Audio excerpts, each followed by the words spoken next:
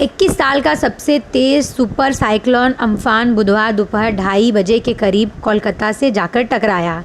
Amphan की वजह से पश्चिम बंगाल के साथ साथ ओडिशा में भी तेज़ हवाओं के साथ भारी बारिश हो रही है।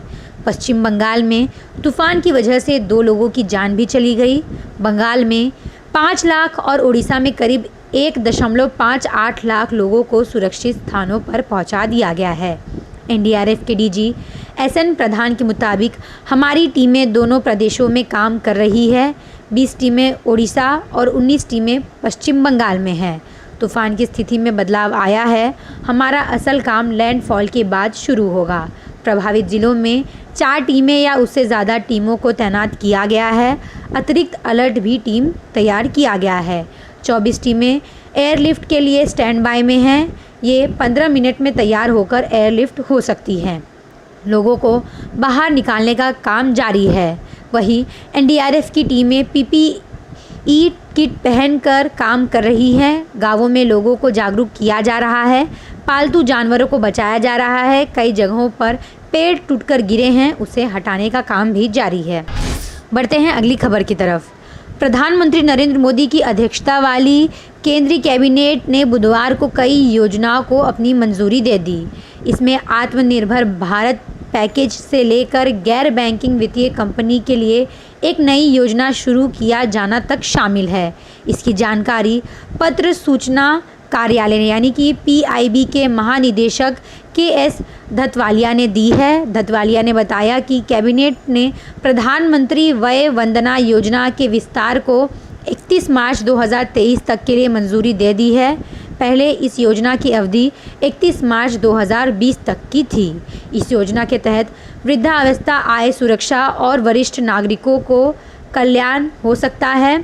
उन्होंने कहा कि कैबिनेट ने आपातकालीन ऋण गारंटी योजना के माध्यम से पात्र सूक्ष्म, लघु और मध्यम उद्योगों और इच्छुक मुद्रा उद्धारकर्ता के लिए 3 लाख करोड़ रुपए की अतिरिक्त धनराशि भी मंजूरी दी है।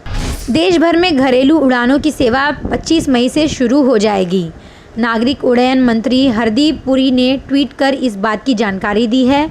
लॉकडाउन के कारण राष्ट्रीय और अंतर्राष्ट्रीय उड़ानों पर पाबंदी लगाई हुई है।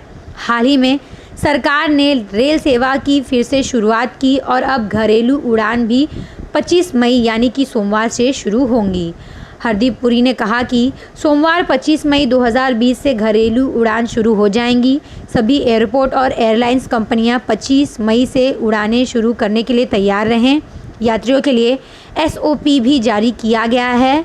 बता दें कि इससे पहले नागरिक उड्डयन मंत्री हरदीप सिंह पुरी ने मंगलवार को एक ट्वीट कर कहा था कि हवाई सेवा शुरू करने की जिम्मेदारी केंद्र के साथ साथ राज्यों की भी है। उन्हें भी इसके लिए तैयार होना होगा।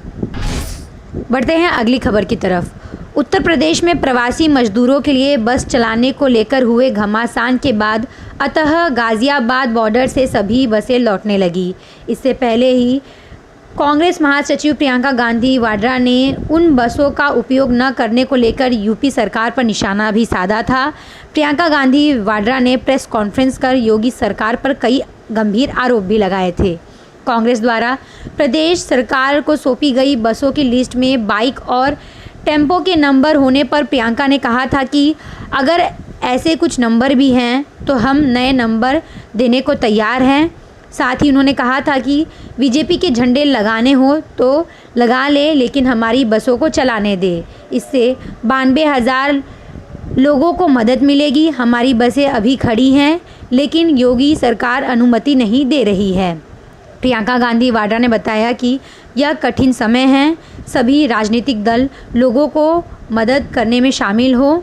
उत्तर प्रदेश में कांग्रेस पार्टी मदद के लिए आगे आई है। हर जिले में हमने वॉलंटियर्स तैनात किए हैं। हाईवे पर टास्क फोर्स बनाए गए हैं ताकि ये लोग ज़रूरतमंद लोगों की मदद करें और उन्हें खाना दें।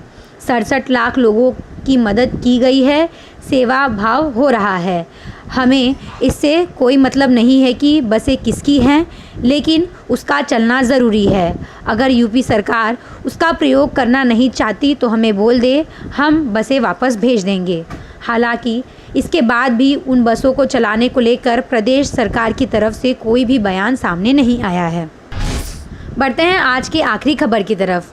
बीएसएफ के गश्ती दल पर बुधवार को श्रीनगर के पांडक इलाके में आतंकियों ने हमला किया। बीएसएफ के अधिकारियों के मुताबिक इस हमले में 2 जवान शहीद हो गए। जवानों के हथियार भी लापता हैं। इससे पहले शनिवार की शाम जम्मू कश्मीर के ज़िले कुलगाम में यारीपोरा के पास सुरक्षा बलों और पुलिस के चेक पोस्ट पर आतंकियों ने हमला कर दिया था। इस हमले में जम्मू कश्मीर पुलिस के हेड कांस्टेबल मोहम्मद अमीन शहीद हो गए। उन्हें गंभीर हालत में अस्पताल में भर्ती कराया गया था, जहां उन्होंने दम तोड़ दिया। वह पुलवामा के रहने वाले थे। अब खबरें पाइए सबसे पहले हमारे मोबाइल न्यूज एप्लीकेशन पर। एंड्रॉइड या iOS प्लेटफॉर्म पर जाइए, HW न्यूज नेटवर्क को सर्च कीजिए, डाउनलोड कीजिए और अपनी सुविधानुसार भाषा का चयन कीजिए। खबरों की भीड़ में अपने काम की खबर पाते रहिए।